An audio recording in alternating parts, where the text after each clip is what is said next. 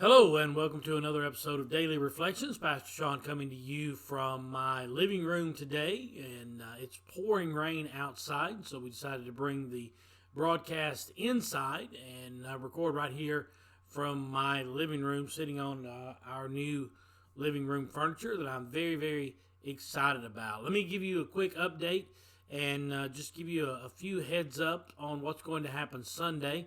I was with Mike Bennett today. They were over and they were working at the church and everything.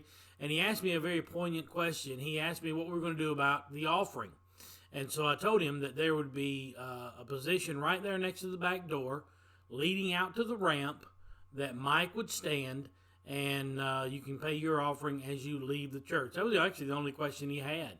He came in today. He and Riley came in. They were doing some vacuuming and some cleaning and different things like that, spraying down everything with Lysol spray, and it seemed to be very self-explanatory when Mike came in, and he and Riley understood exactly what was going on there in the church, and so that was the only question that he had. There is one other thing that I want to make a point to, and I haven't said this because it seemed to be understood, but I want to make sure you hear this from me. If you are sick, stay at home, all right?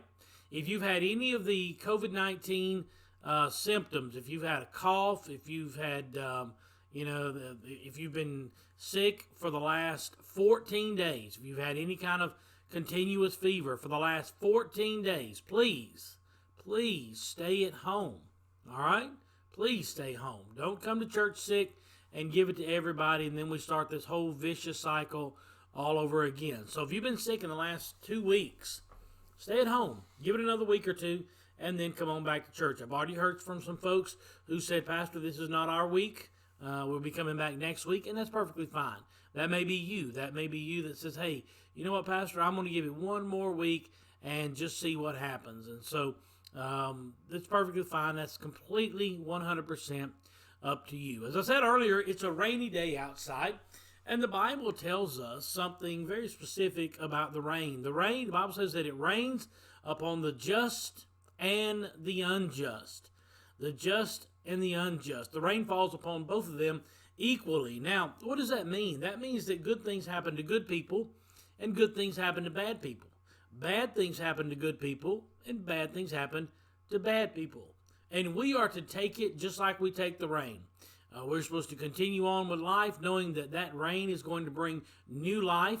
That rain is going to bring positive things. That rain is going to bring refreshing and renewing and excitement back into our lives. Had we not had the rain, I would not have roses blooming in my front yard. Had we not had all this rain, my tomatoes would not be already sprouting out on the vines in the garden. Had we not had all of this rain, those people who work in the lawn care industry would not have been able to work through this entire COVID-19 coronavirus scare. Because of the rain, life begins again. Life starts all over again. So when it rains in your life, whether you're seeing the rain as a good thing or as a bad thing, know that God is bringing new life into your life because of and by the power of the rain. Remember now when Elijah was there and he's at Mount Carmel and he calls down the fire from God, and fire falls upon the altar and it burns the sacrifice from the top all the way down to the bottom. We've talked about the significance of how that happened and why a fire doesn't start at the bottom and work its way up.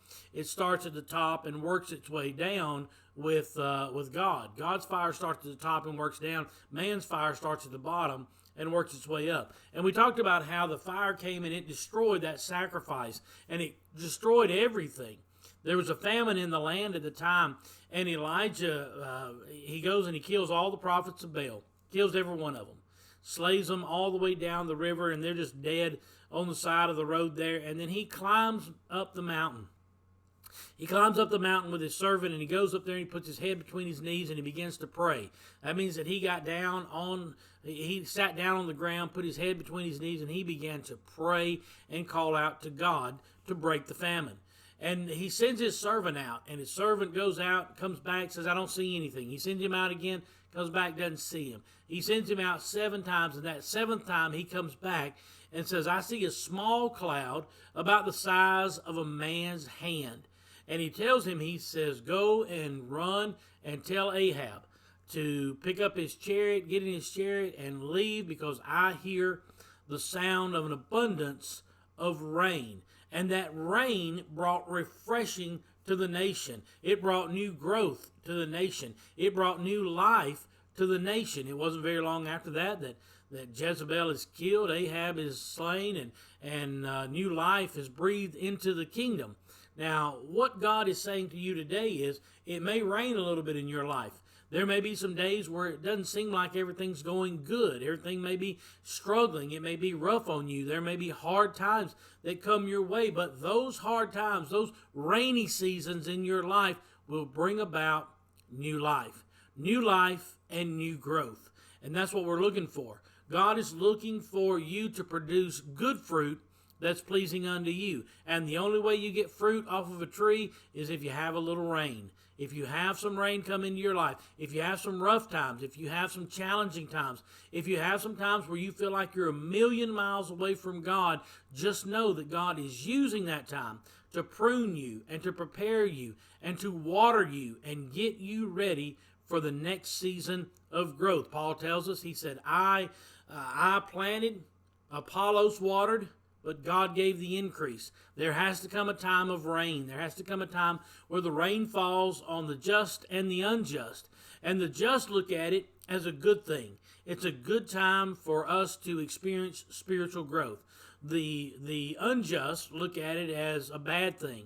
You know, we're not getting to do all the things that we need to do. We're not getting to get out and do this and do that and work and go and all because of the rain, you know. But we look at it as a positive thing. It's a way for God to continue to help us to grow, to mature, and to produce good fruit. Good fruit that's pleasing unto the Father, because those who don't produce fruit are cut down and thrown into the fire. So, what's happening in your life? Are you experiencing some rainy days? Are you experiencing some days where you just feel like where it's not working the way you think that it should? Are you experiencing some days where you feel like you're all alone in this thing, and you're all alone by yourself, and you're in a struggle situation? That's just God.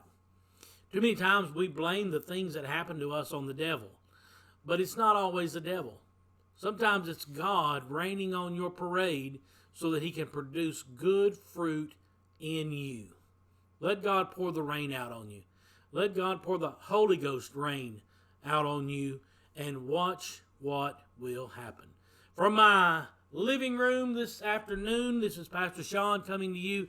Just know that I'm praying for you. I love you, and I hope to see you Sunday at Irwin Hill at 11 o'clock right there in the sanctuary. It's going to be a great day. As always, God bless you is my prayer.